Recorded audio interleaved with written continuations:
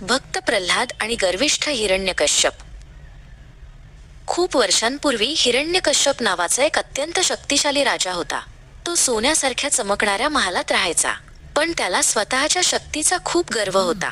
त्याला वाटायचे की तो संपूर्ण जगाचा स्वामी आहे. राजाने अमर होण्यासाठी ब्रह्मदेवाची कडक तपश्चर्या केली. त्याची भक्ती पाहून ब्रह्मदेव त्याच्यासमोर प्रकट झाले. राजाने त्यांच्याकडे एक विचित्र वरदान मागितले, ज्यामुळे त्याला कोणीही मारू शकणार नाही. राजाने मागितले, मला कोणताही माणूस किंवा प्राणी मारू शकणार नाही. मला घराच्या आत किंवा बाहेर मृत्यू येणार नाही. मला दिवसा किंवा रात्री मरण येणार नाही आणि कोणत्याही शस्त्राने माझा अंत होणार नाही. ब्रह्मदेवांनी तथास्तु म्हटले. हिरण्यकश्यपला प्रल्हाद नावाचा एक छोटा मुलगा होता. प्रल्हाद आपल्या वडिलांसारखा मुळीच नव्हता.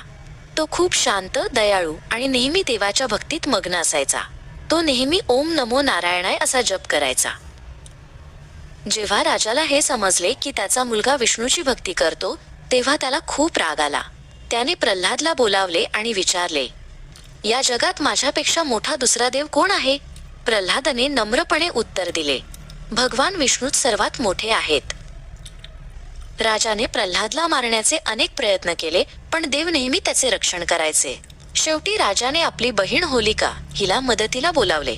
होलिकेकडे एक अशी ओढणी होती जी तिला आगीपासून वाचवायची. राजवाड्यात मोठी आग लावली गेली. होलिका प्रल्हादला घेऊन आगीत बसली, पण चमत्कार झाला. वारा सुटला आणि ती ओढणी होलिकेवरून उडून प्रल्हादच्या अंगावर आली. होलिका जळून गेली, पण प्रल्हादला काहीच झाले नाही. राजाचा राग अनावर झाला. त्याने प्रल्हादला एका खांबाकडे नेले आणि विचारले, कुठे आहे तुझा देव? या दगडाच्या खांबात आहे का?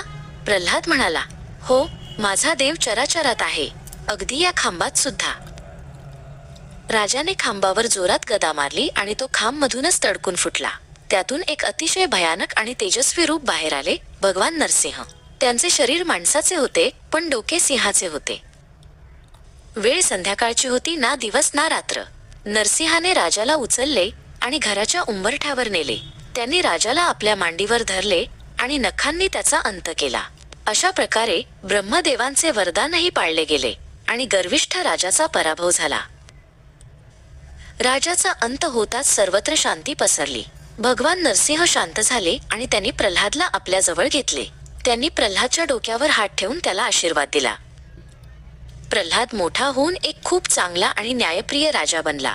त्याने आपल्या प्रजेची मुलाप्रमाणे काळजी घेतली. या गोष्टीवरून आपल्याला शिकायला मिळते की सत्याचा आणि देवावरच्या श्रद्धेचा नेहमी विजय होतो.